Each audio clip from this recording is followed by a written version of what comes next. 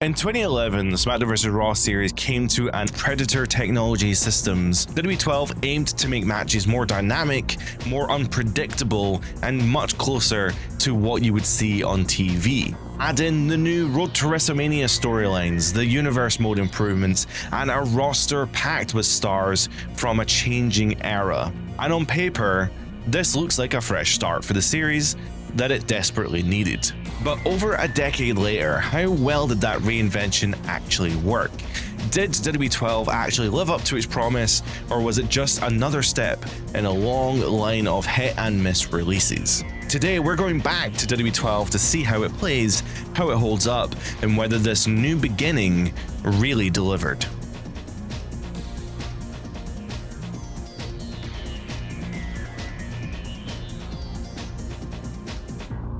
So SmackDown vs. Raw 2011 by most metrics was a success. THQ was struggling as a company, but the WWE games were still doing relatively well.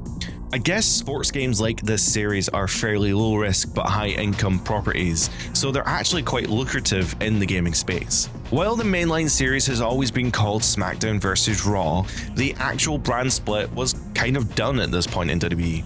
Their monthly pay-per-views were back to being dual-branded for the most part, and there was no real brand warfare anymore as everyone worked for WWE but was either assigned a brand or appeared in both shows anyway, kind of like it is currently in WWE. With this in mind, the creative forces at WWE and THQ realized that the name wasn't really making much sense anymore, and since WWE was the name that everyone cared about, the powers that be decided that calling the game WWE and then the year was much more aligned with the current trends dictated by those like NBA or NHL and Madden, and basically every sports game ever made.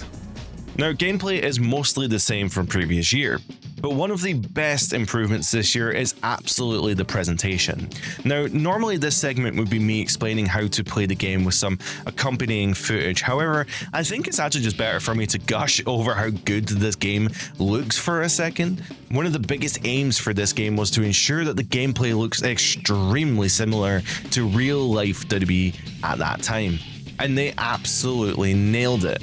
By removing much of the HUD elements, you only see a finisher icon under your character when you actually have a finisher ready. No longer do you need to focus on a bar in the corner of the screen all the time. And entrances, oh my god, they look phenomenal. This year, by using motion capture camera systems to ensure that cameras are in the right place and they move like they do in WTV, and in-ring action, the basic camera is much more like you'd see from the traditional hard cam that you see every week on TV, and the camera cuts are only from positions of the ring that would realistically be positioned by camera people during a real WWE show.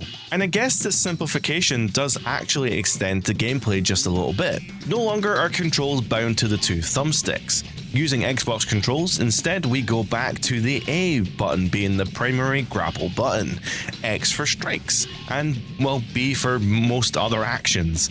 In conjunction with the bumper button, you can actually target specific limbs this year. Unfortunately, that doesn't really change much of the gameplay, but it can help when you play as a character with a specific finisher and you need to target the legs or the arms. Historically, it would always be really awkward as a submission-style wrestler, as maybe their moveset didn't actually target the limbs that their finisher would damage, but that's no longer an issue with this new limb targeting system.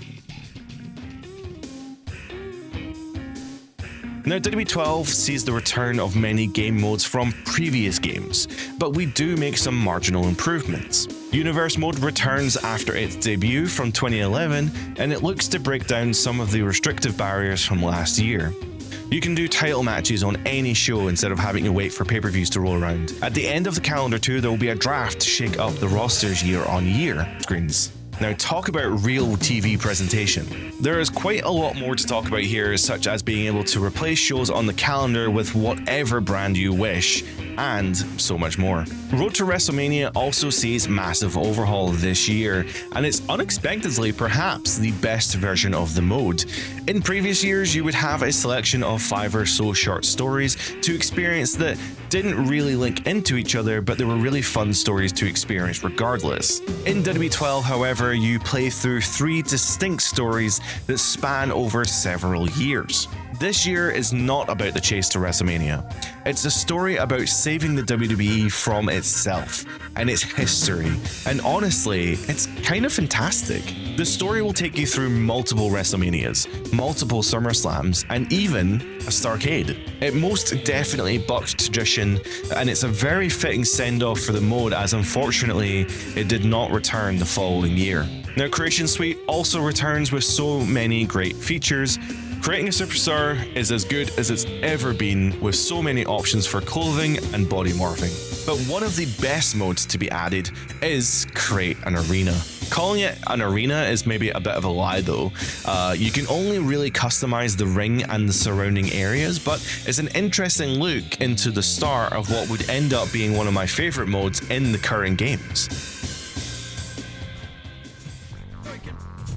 Now, I kind of mentioned this earlier, so we can keep this quite short, but the new Predator technology, although badly named, seems to overall benefit the game hugely. The new camera system really helps make the game feel more authentic, and although I do miss some of the old sweeping camera angles, I do think this ultimately helps the game feel a bit more like a fantasy of playing within the real WWE. Removing the HUD element also contributes to making this game feel so much more fun.